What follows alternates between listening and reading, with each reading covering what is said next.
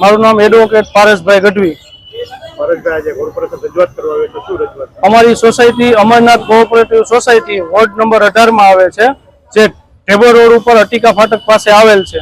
અમારી સોસાયટીમાં ટીપી ની જગ્યામાં કોમન પ્લોટ છે, જે સોસાયટીની માલિકી છે અને ટીપી ની પણ માલિકી છે। આ કોમન પ્લોટમાં અજાણ્યા શખ્સો દ્વારા 2 થી 3 વાર બાંધકામ કરવામાં આવેલ છે।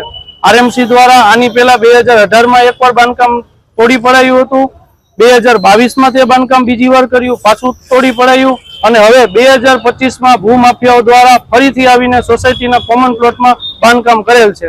અત્યારે અમે આરએમસી માં આવેલ આસિસ્ટન્ટ કમિશનર સાહેબ, ટાઉન પ્લાનિંગ ઓફિસર સાહેબ કે એમના કોઈ એવા વ્યક્તિ નથી જે અમને યોગ્ય માર્ગદર્શન કે સહાનુભૂતિ થાય એવી વાત કરે। અધિકારીઓ બધા રજા ઉપર છે। 1 લાખ દરજ્જાના વ્યક્તિએ અમારી અરજી લીધી છે અને એમ કીધું છે કે 5 થી 7 દિવસમાં આ તમારી સોસાયટીનો નિકાલ થશે અથવા તમને યોગ્ય રજૂઆત માટે બીજી વાર બોલાવવામાં આવશે। અમે આની પહેલા 2018 માં રજૂઆત કરેલ હતી।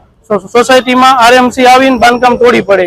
કાયદાનો ભય નથી। આ ભૂમાફિયાઓને કોઈ જાતનું ભૂમાફિયાનું નામ છે નારાયણભાઈ ભરવાડ તથા સંદીપભાઈ ભરવાડ। સંદીપભાઈ ભરવાડનો પોતાનો હોલ છે, મોમાઈ હોલ, મોરારીનગર, હરિદવા રોડ। એમ કે છે કે અડધો પ્લોટ મારો છે અને આ એના કાકા છે નારાયણભાઈ ભરવાડ અને એમના દીકરા મનીષભાઈ ભરવાડ। એ લોકો દ્વારા આવીને એને ઢોર બાંધવામાં આવે છે અવારનવાર।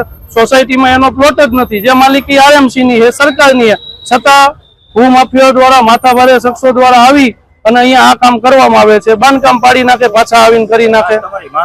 અમારી માંગ એ છે કે અમારે સોસાયટીનો પ્લોટ છે, તમારે ત્યાં માતાજીનું મંદિર કરવું, સોસાયટીના લાભાર્થે કોઈ પણ એવી અમે ત્યાં આરોગ્ય કેન્દ્ર બનાવો, બાલ મંદિર બનાવો, જે ખરેખર આરએમસીની હદમાં આવે છે, પરંતુ ભૂમાફિયાઓ સમજતા નથી, જેને કાયદાનો ભય નથી, ત્રીજી વાર બાંધકામ ચાલુ કરેલ છે।